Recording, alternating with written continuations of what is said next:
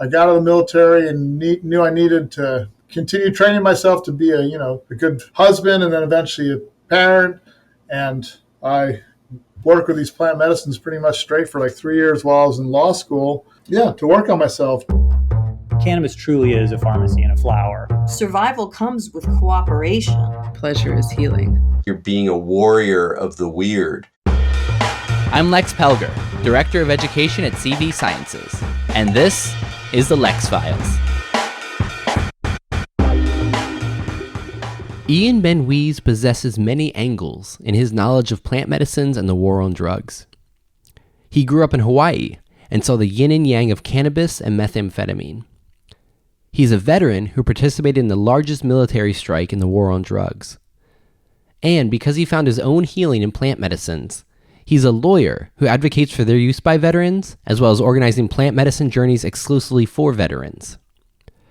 Ian is a stellar advocate for these plant medicines. He's outspoken and brave about how they can be used for healing ourselves and our society.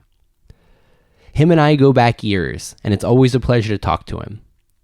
I hope you enjoy this conversation with Ian Benouis. Hello, everybody. I'm very pleased to be joined by Ian Benouis. Thanks for coming on the show. Thanks for having me, Lex. So you've done all kinds of things. You're a veteran, you've worked with plant medicines, you're a lawyer who helps with the plant medicine world. But I wanted to ask about your early upbringing once. I remember in an earlier interview talking about what you saw with cannabis and the war on drugs growing up in Hawaii.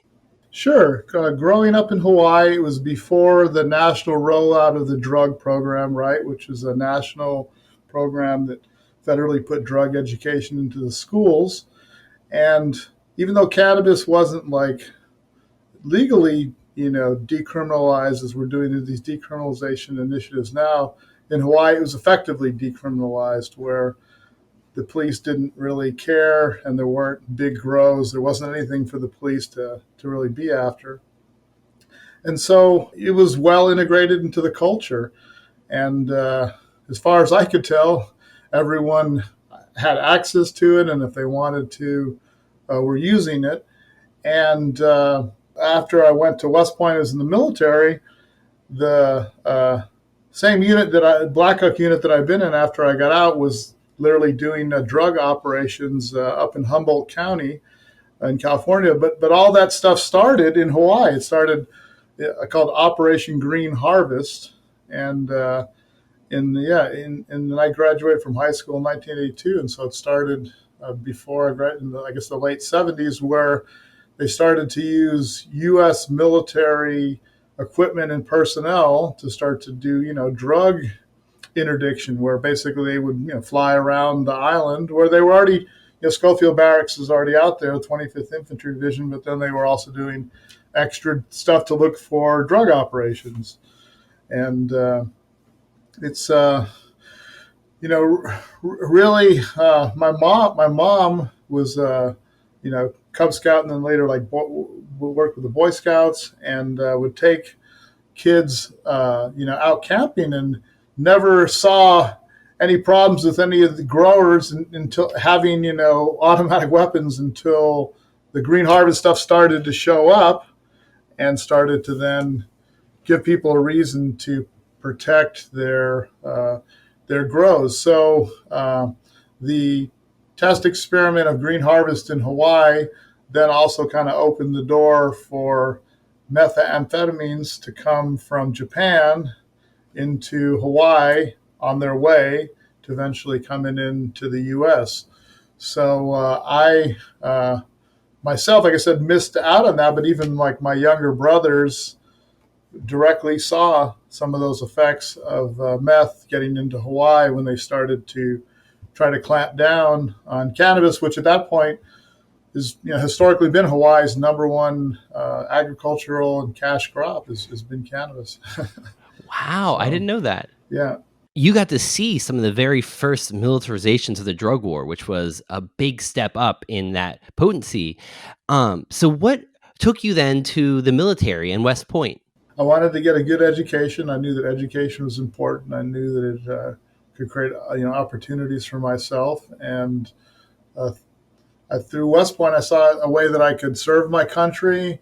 They could, get paid, school would be taken care of and that kind of deal. I would have a job when I got out and I could do all sorts of cool stuff. And, it sounded like a great opportunity to serve my country and to get a good payback that way. I was fortunate while I was there that aviation had become a branch while I was at West Point. Before that, you had to go some other combat branch, infantry, or something else, and then also go separately later to the aviation branch. And while I was there, it became a branch, and I was able to fly helicopters out of West Point. And I certainly didn't, go to West Point for that reason. I just thought it would be a great opportunity. I knew I had some good potential to get some more discipline skills to,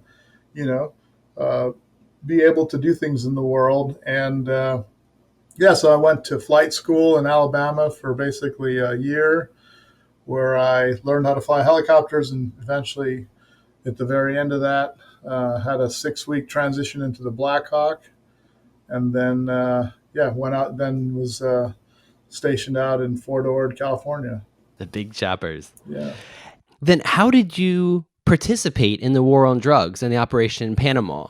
Pretty soon after getting out to Panama, I think within less than a year, we were deployed down to Panama, and half of our unit, half of the aviation brigade, which consisted of Black Hawks and Cobras and OH-58 Kiowas, basically half the unit was sent down to Panama.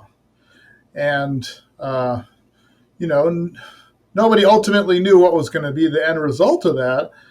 But the reason the aviation unit, we needed to go down there, was because the unit that was in Panama supporting operations down there wasn't able to have enough aircraft functioning to do its mission for the whole country of Panama. So we came down there to help them and to do sort of a show of force mission, right?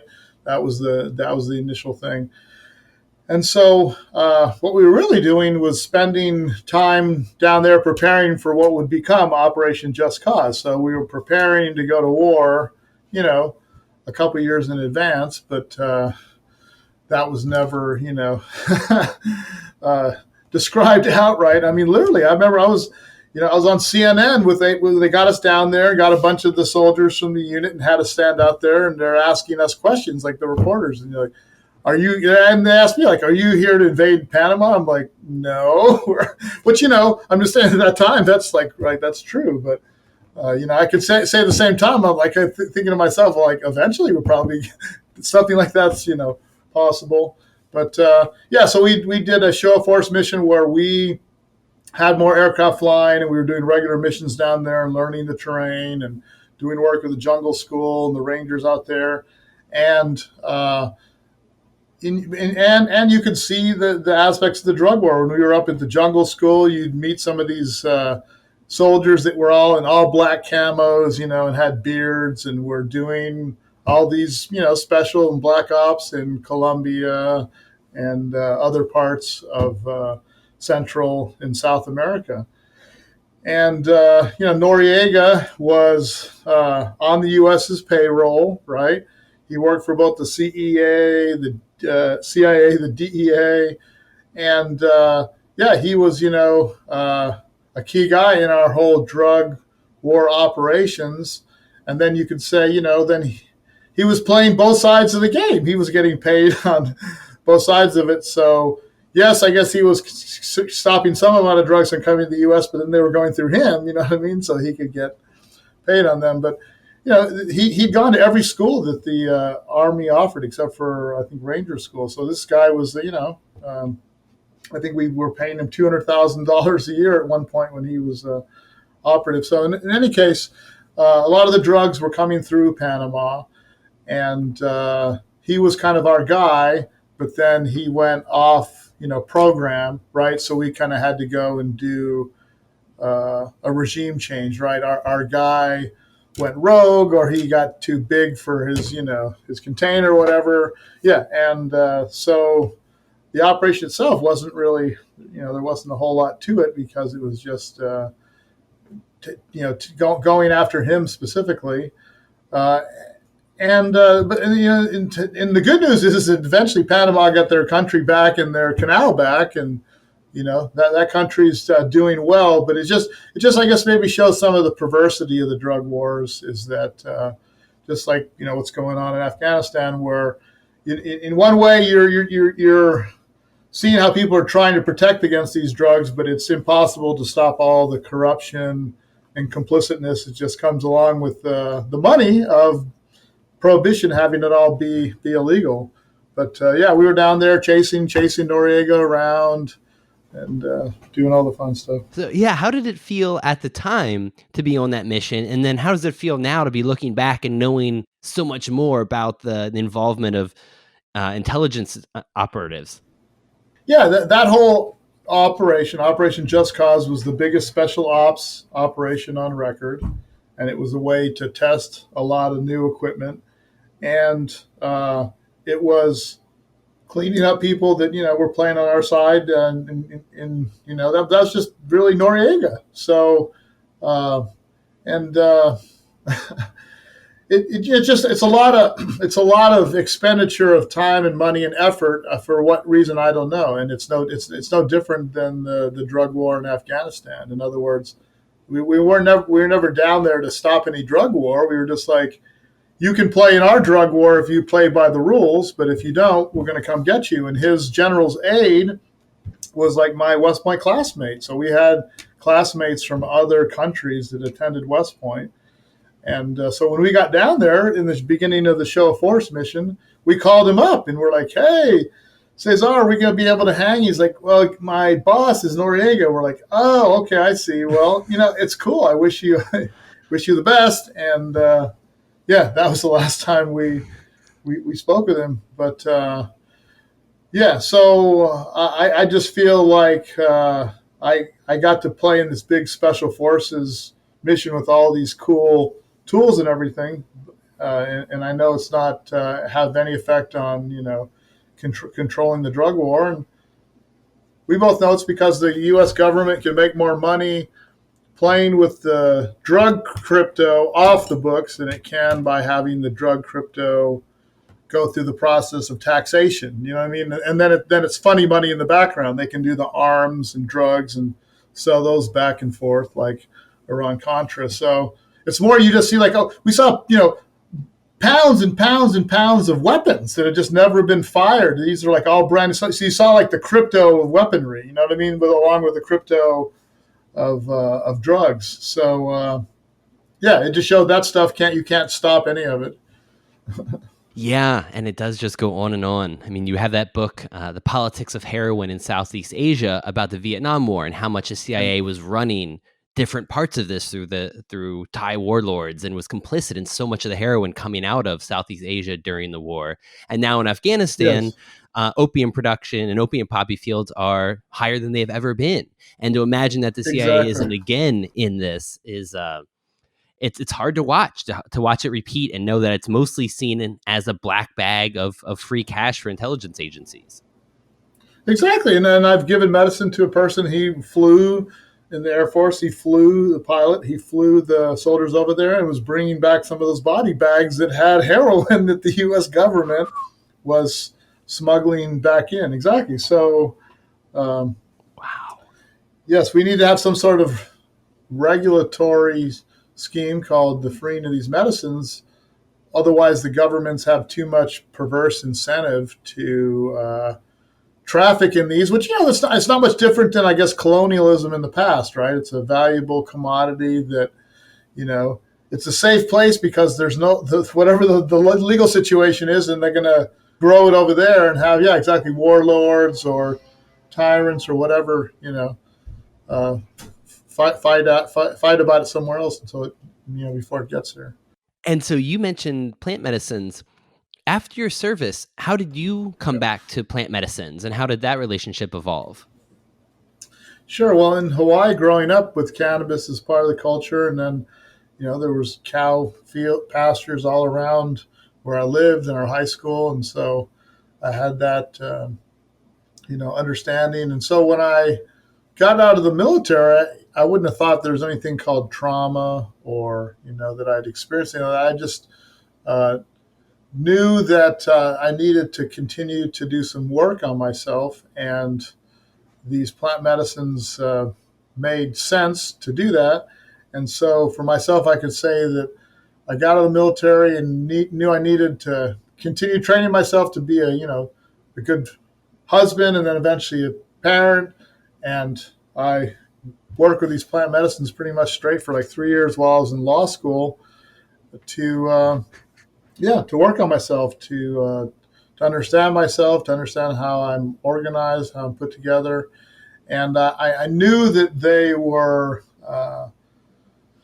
something that was useful at this time. Like in the early 90s, there was, the internet was just coming up though, so there wasn't a ton of information available. There was Sasha Nan Shulgin's book Pikal and Terence McKenna Food of the Gods, and there were just a couple of books. So I knew that these things were important, but it was also the time where maybe whatever was, the second wave of psychedelics, right, were coming up with the internet. And the internet made it possible to start sharing a lot of information around these things. So in the mid 90s there, while I was in law school, I was one of those people like the basement shaman, people getting stuff off the internet and then, working with it in their basement with their friends. And really helped me get in a good place. And then, like I said, start that next phase of my life, kind of working in corporate America, and then eventually coming back to the medicines with veterans about, almost 7 years ago now. So. And I have to ask, what was it like to be doing plant medicines while you were in law school?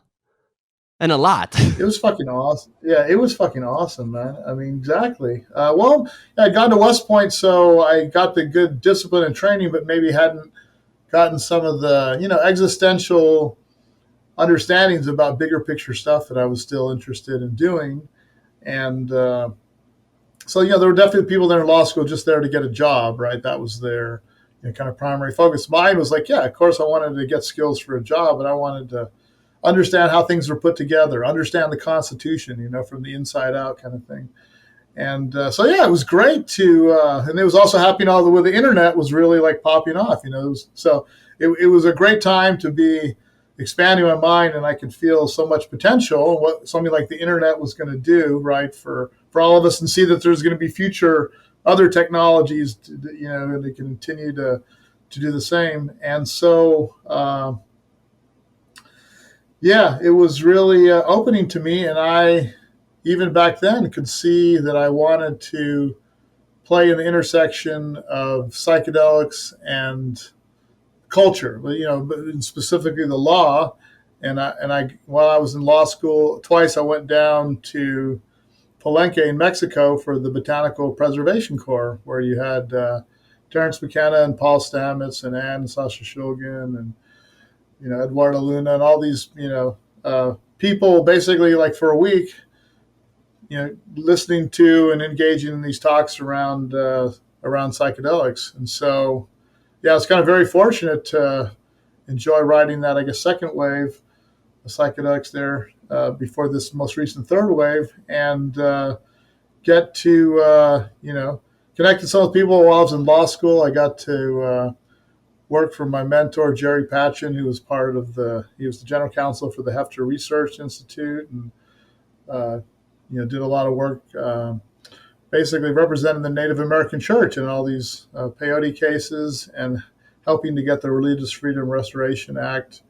enacted, and thereby getting the protection also enabling for the Santo Daime and UDV. So I really, I got to have a very psychedelic law school that set me up then to kind of be a good family member, let's say, function in society, and then then continue on to circle back again to these medicines. And for those listening who didn't know all of those names, that was a little bit like King Arthur's Round Table of the psychedelics of that time period. that Ian got to see. Yeah, it's pretty cool. That's what I got. I smoked DMT for the first time. Those kinds of formative events and places. Yeah, and I remember going to the MAPS event in 2017, right in Oakland, and seeing that same person who I hadn't seen since then. 20 years later, it's like, you're the guy who gave me DMT. It's like, oh, thank you. So yeah. Yeah, so yeah, it was exactly. You didn't know how good it was until later.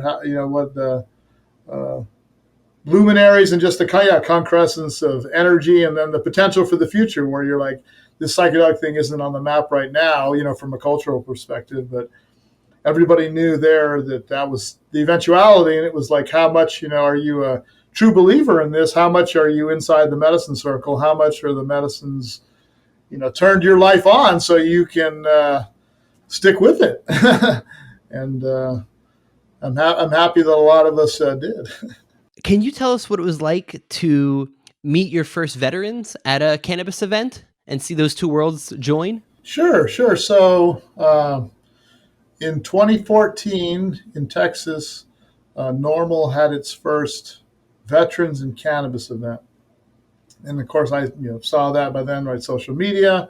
And I was like, wow, that's, I got to go to that, because I knew how useful these medicines were to help with, with trauma, or just basically working on yourself. So I went there, and it was like at a public library in Austin, and you had veterans from Korean War, Vietnam, Panama, Iraq, Afghanistan, everything in between. And so I knew that veterans had issues with suicide. I knew that veterans had issues with medicines. I worked for Pfizer right after I got out of the Army, before law school. But I hadn't really met any of them. I hadn't been hanging out with veterans, and I hadn't really heard their stories, And so I went and listened to these other veterans share their stories, and I was just in tears. And I was like, okay, this isn't really normal for me, And it just opened up, all these feelings, emotions, things in me that I'd, been holding on to, that I'd been held under wraps. And so that was part of my kind of second round of healing, where I knew, oh, okay, wow, it's not just those guys and I, need healing. It's like, I need to heal myself. And so I dove into my own second round of healing, and kind of, picked up where I left off.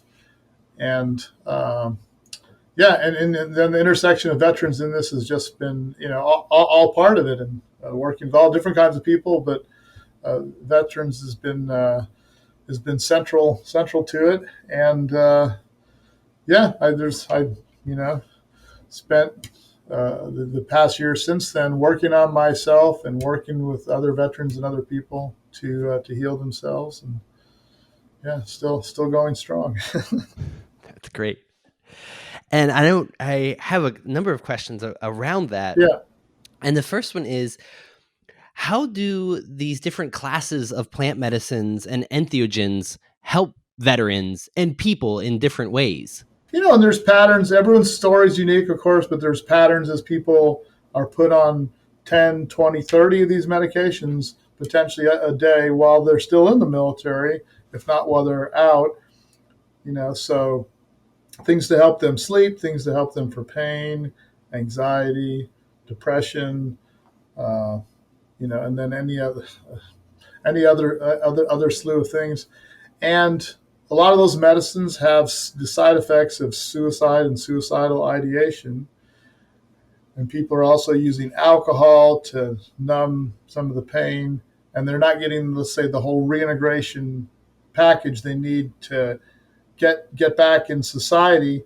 So I usually encounter them after that, path to nowhere has gone as far as it can, and they've tried to kill themselves, or they're on that path and they know it, and they're able, God, they're not successful is obviously how I meet them, but usually it's cannabis that they're using to replace some of these other medicines that they were on. So the cannabis is dealing with insomnia, so they can get a sleep at night, because they're not having the nightmares, aka the flashbacks from the power of the experiences they had. So the cannabis letting them get sleep at night, and then reducing their anxiety, their hyperarousal during the day, and then pain relief and all these other things. And so then usually though, once they get some of the more of their symptoms under control and replaced by cannabis over the pharmaceuticals,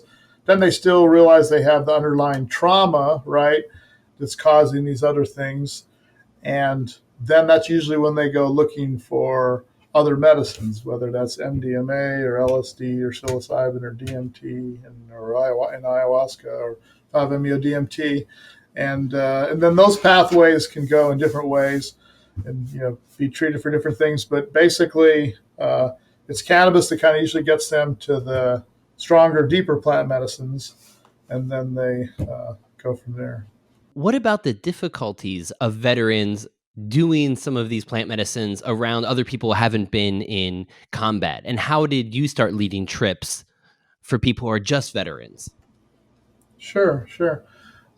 It's just like trust, right? In other words, it's veterans have gone and seen and been instruments, right, of the war machine, and seen and been witness to and done things that other human beings, will never have to do. And so there's the veterans themselves are worried about infecting other people with that kind of experience, right?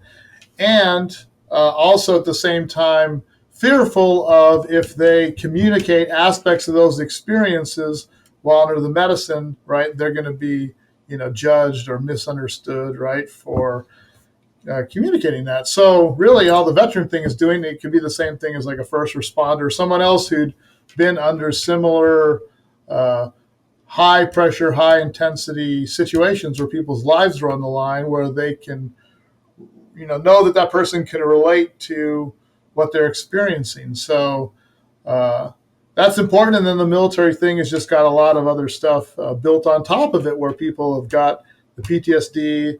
They've also probably got some traumatic brain injury from, IED explosions. They've got addictions from being on the medicines for long periods of time to deal with pain for stuff that happened while they're in service. I'm just more like it's, this kind of cluster or conglomeration. You need to have that trust factor, but also the understanding, from the inside that all these other things are going on at the same time. And but having that really then just kind of ultimately checks that box and lets the veterans do their own healing. And then eventually they, get back through their war trauma to the underlying stuff, which, the biggest correlator for getting trauma in war is childhood trauma. So inevitably, invariably, ultimately, whatever the trauma they experience from military service, the underlying trauma that they go back to comes from, the things that happened to all of us in life, aka trauma growing up, and work on that. What's amazing is how often I hear of people's lives being changed by taking 5 or 10 milligrams of CBD every day. That's such a small amount. And yet for so many, that's their sweet spot. 5 milligrams in the morning, 5 milligrams in the evening. So while our first advice on CBD is always start low, go slow, for some people, they soon realize that 20 or 30 milligrams of CBD a day isn't getting them the health outcomes they're looking for. We know that you can benefit from higher levels of CBD, so it makes sense to have a supplement where you can take one capsule with 50 milligrams. That's why we created our maximum strength soft gels. Each one contains 50 milligrams of CBD, plus everything else that you love from a full spectrum hemp extract. The other cannabinoids, the terpenes that enhance the entourage effect, and the rich fatty acids that are used by the plant to make its cannabinoids and used by our brains and bodies to make our own endocannabinoids. That's all the pieces of the plant working together for good, helping to enhance the effects of that 50 milligrams of CBD. We created it because people needed it. So always start low and go slow. But don't be afraid to go high and fly. Use a coupon code LEXFILES at pluscbdoil.com for 25% off our maximum strength CBD soft gels. I hadn't known that before about the links with childhood abuse and how severe your war experience can be, how your war trauma manifests and comes about. Yes. Yes. So the standard numbers that the government puts out are that 25% of people that are deployed to these combat, places, Afghanistan, Iraq, will get what the military determines as PTSD. So this, what I'm saying isn't any new discovery or anything, of course, but it's just that if somebody goes to war and they come from a good supportive upbringing, and they go and see and do and experience bad things in war, and they come back to that same supportive environment, they just have a much higher chance, and they didn't have childhood trauma, they have just a much higher likelihood of being able to reintegrate successfully. And if somebody doesn't and already has stuff where their, parents beat them up and, there was, alcohol and drug misuse or whatever they've got, and they've experienced trauma from that, they've got to come back from war, deal with the things they had before, now deal with the war stuff. And then if it's not a supportive environment, it's really, they're not going to be integrating, and it's more new problems to it. So, that's just been shown in the studies that those two correlate. And and then I can testify to that from personal experience myself and other people. That's what it comes down to. So what was it like for you when you first started leading these kind of experiences for other veterans? Well, I never set out to do that. It just all kind of happened that way. And I could see, of course, like we were talking about, the special, unique character of veterans in supporting that for their healing. But then at the same time, it's just all this, all the trauma is the same. And being able to lead, to organize groups that for veterans to do this has been super amazing. And I can see that the healing has opportunities to advance, faster and deeper by people coming together versus trying to do it on just one-off. But as everybody knows in the psychedelic community, you're only as good as your integration. And that's really the lesson that I've learned, like everybody else. It's like when we were, we went to Peru, which became, the documentary became Soldiers of the Vine. And we were spending, when we came back, twice a week, we'd have Skype calls, like, Monday and Friday to start. And, they might be like 4 hours long when we came back, because there was just, I'm saying, like, there was just so much processing we were needing to do to come together. And, eventually that went to just, 1 day a week, right? And it went down to an hour or two. And then eventually after, I want to say a couple months, I don't know, it finally just ended.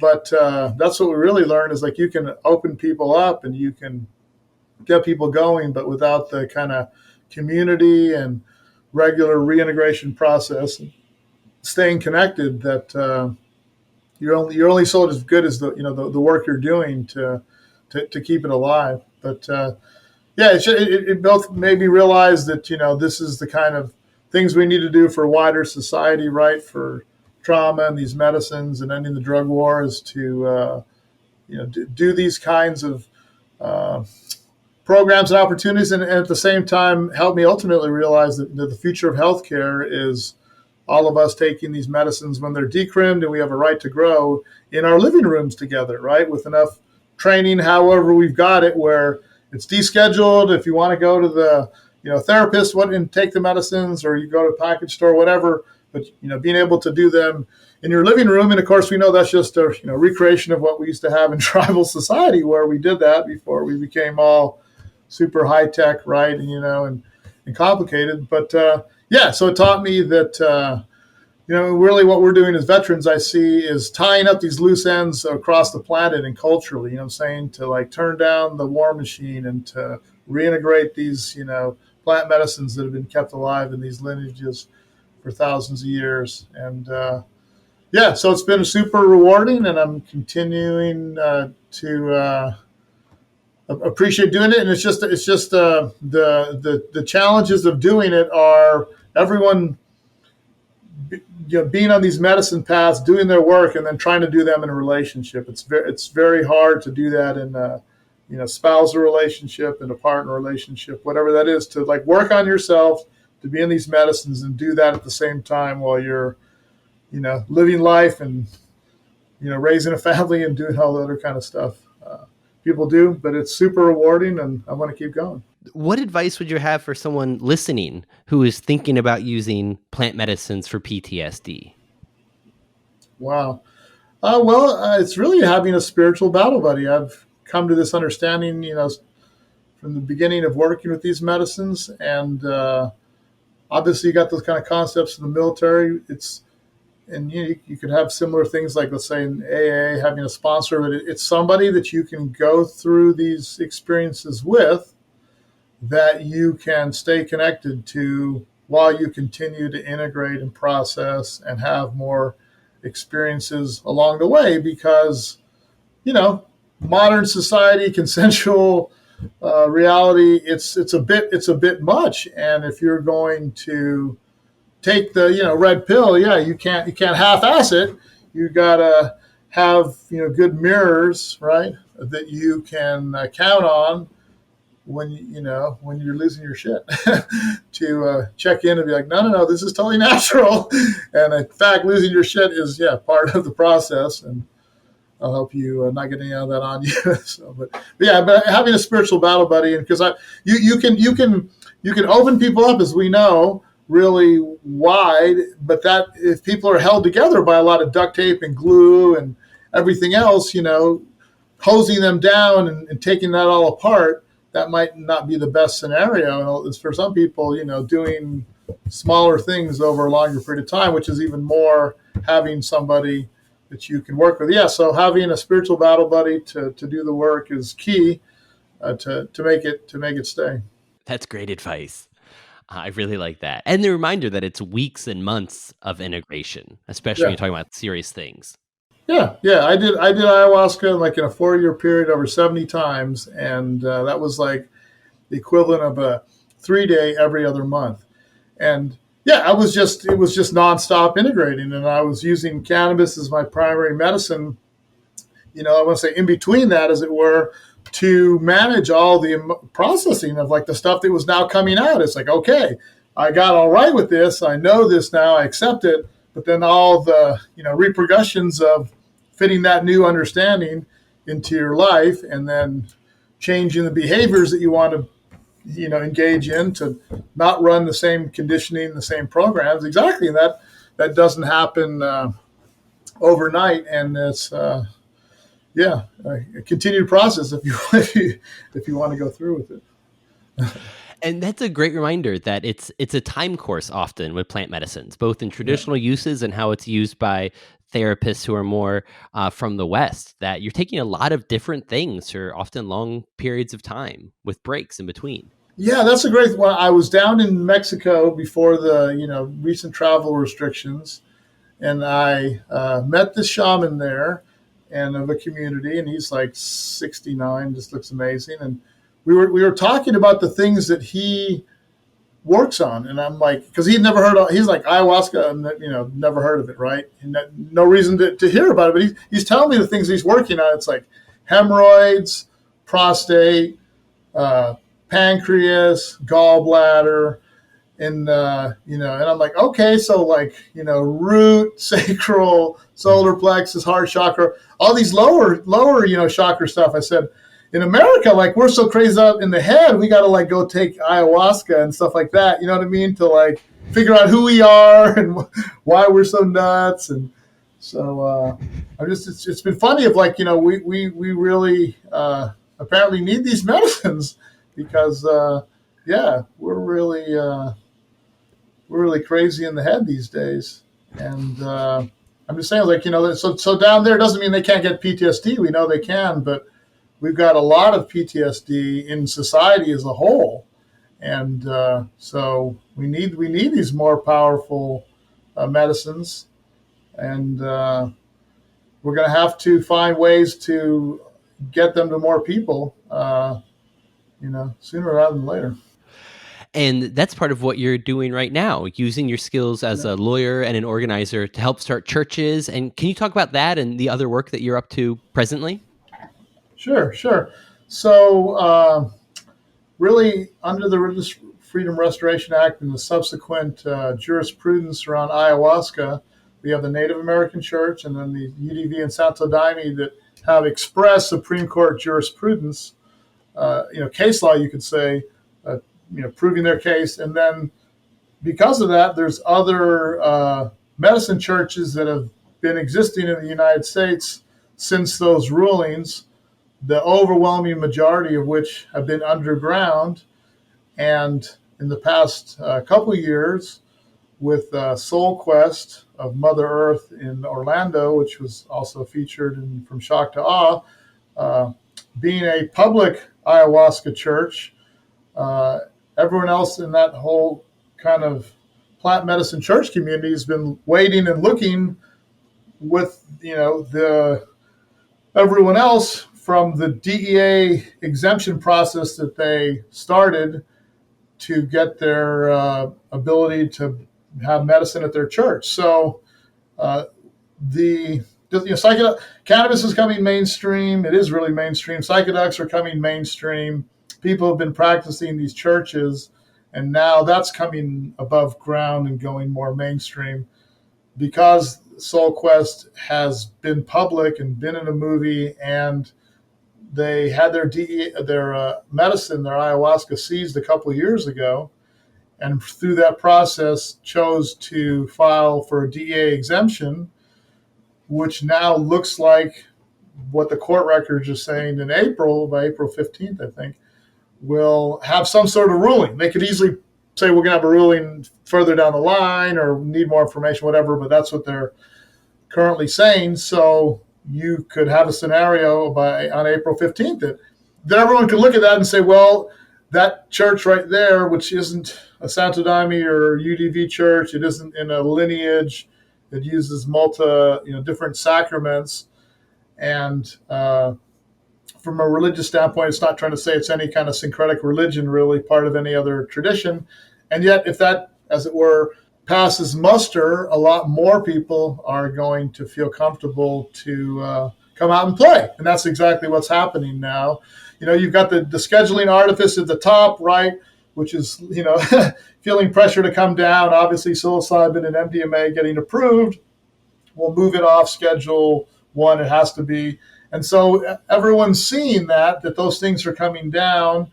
And there's, Shakruna with Bill Abate has started an initiative to raise money to basically do the legal work to get the Church of the Eagle and the Condor, plant medicine church in the U.S. who had its medicine seized, to get its own DEA exemption, right, to practice its medicine. And that would then allow a pathway, an example for others to follow. And so you have these other groups then as well.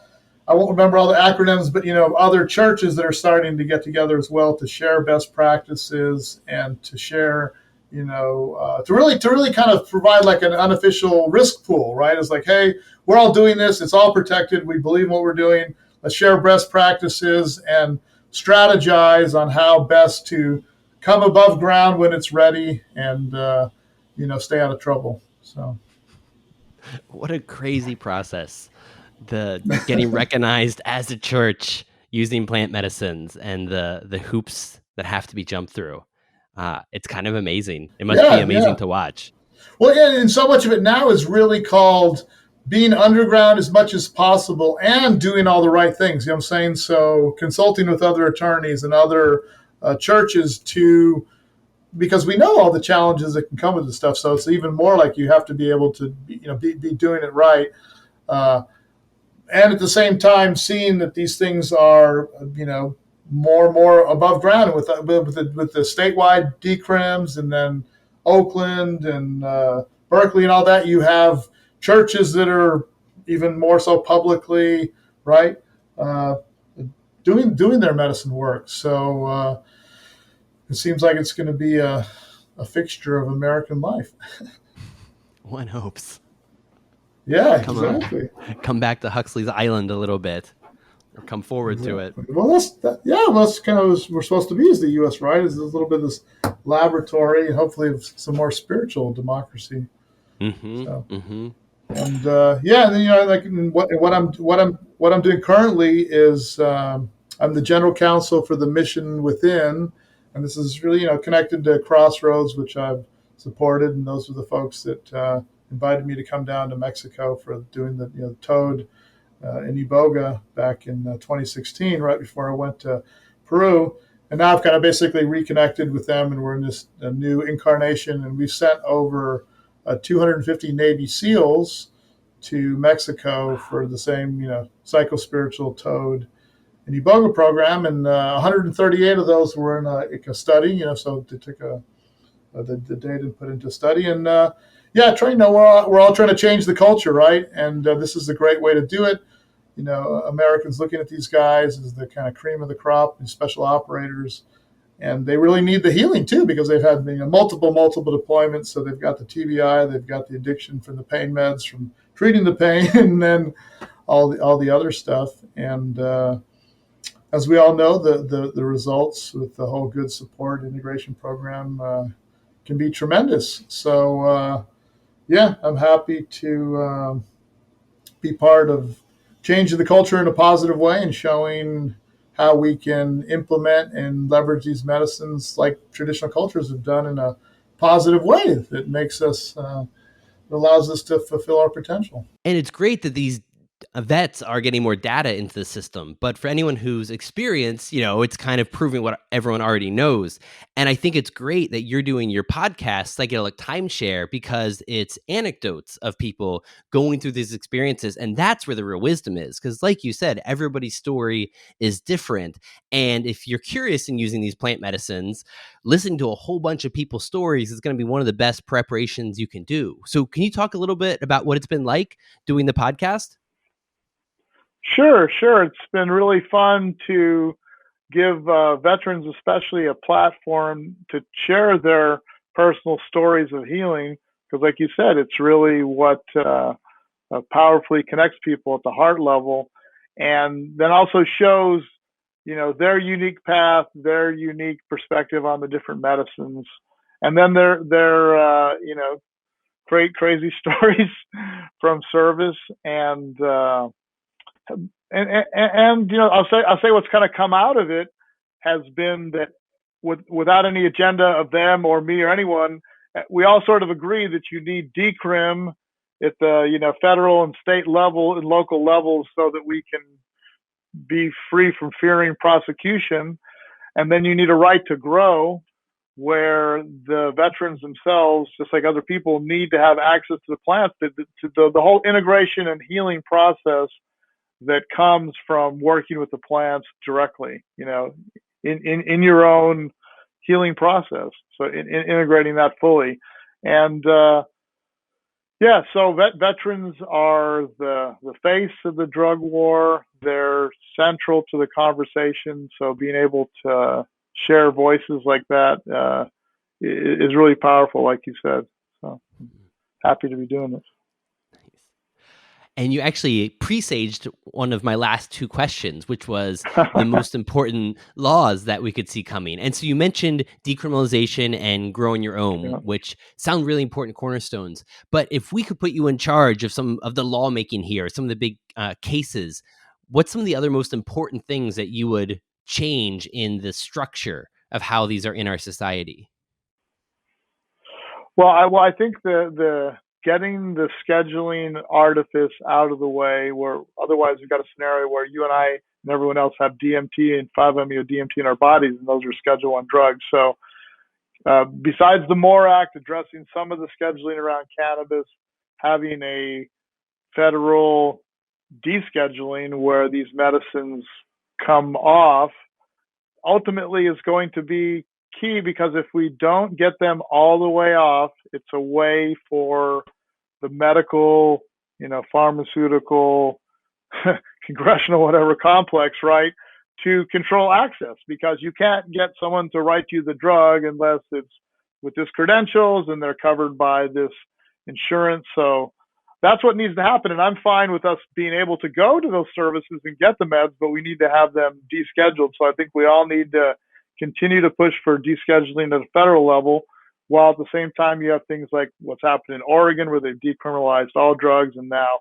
California has a similar bill right in the works, and other states are doing the same thing. So state level decrim is really key, just like state level, legalization for cannabis before. And then now the different municipalities all across the country are are decriminalizing cannabis and other psychedelics. And that's part of the whole destigmatization process as well, right? We know that the laws aren't preventing people from doing them, but being able to do them above board and not be identified as a criminal, to be able to share information, like you said, get data into the system, we have to take away the stigmas along with the threat of prosecution. So I think that the biggest area that's going to be focused on in the law with all these medicines is the patent law. And that's my background, is intellectual property. So I never thought, when I was like, hey, cool, this intersection of psychedelics and law, I saw that years ago, and I was like, I want to be part of that. But if you'd said the intersection of patents and psychedelics, I would have been like, what are you talking about? Because you can't patent nature, and yet people had a patent on ayahuasca, and that existed for a number of years before some people took the responsibility and said, no, let's invalidate this patent. How can you patent nature, and how can you patent something that people have already made, you know what I mean, have been using for thousands of years? And yet our whole system still works that way, where Adderall is was a patented drug of two generic drugs, a left-handed and a right-handed amphetamine, and then it got patent protection by combining those two stereoisomers. Or you have GW Pharmaceuticals coming up with a magical 1-to-1 ratio of THC and CBD, but nobody ever thought of that, and getting patent protection on it. And then you have these other entities that are now, trying to patent more of the nature. If they want to patent a software process to synthesize psilocybin or something like that, great. If they want to get a patent on a robot that can do psychotherapy, great, right? But when they're trying to patent, nature and things that you and I can come up with in our own lab, it's nuts. And I'll be honest, I knew only post that, someone else had shared it. Philip Morris has already been granted 2 patents for vape cartridges that contain DMT and 5-MeO-DMT.